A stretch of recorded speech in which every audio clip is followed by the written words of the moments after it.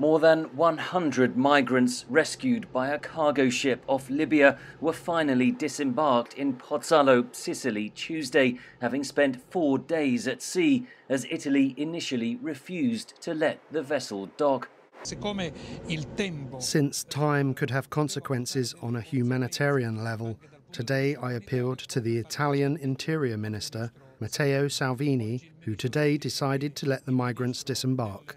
Salvini, the head of the far-right Lega party that is part of Italy's governing coalition, visited Libya Monday and reiterated Rome's demands, blocking migrant boats and rescue vessels, the sharing of migrant quotas across the European Union, and asylum centres set up in Africa.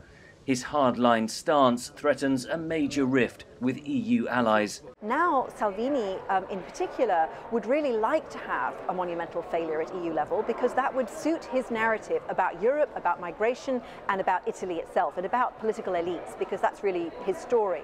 Trying to keep the EU stitched together is Europe's traditional political core, the Franco-German alliance. Facing domestic pressures on immigration, Germany's Chancellor Merkel convened an emergency meeting on migration Sunday, but it was boycotted by several eastern EU states that are refusing to take in quotas of refugees. In fact, migration is much less of an issue in real terms this year than last, because the number of migrants coming into the European Union has dropped by half. It's a trickle in comparison with what happened in 2015 to 16. That doesn't mean nothing should be done. In fact, the EU needs to have a much more comprehensive approach. Migration threatens to dominate a summit aimed at addressing several other issues, like Eurozone reform and security cooperation led by France.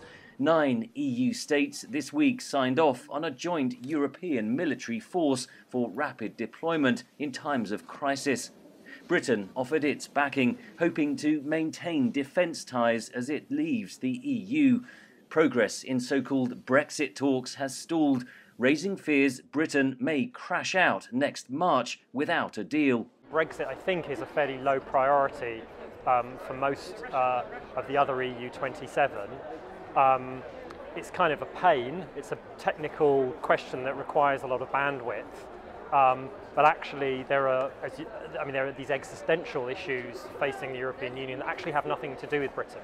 Last year, EU Commission President Jean-Claude Juncker spoke of a wind in Europe's sails.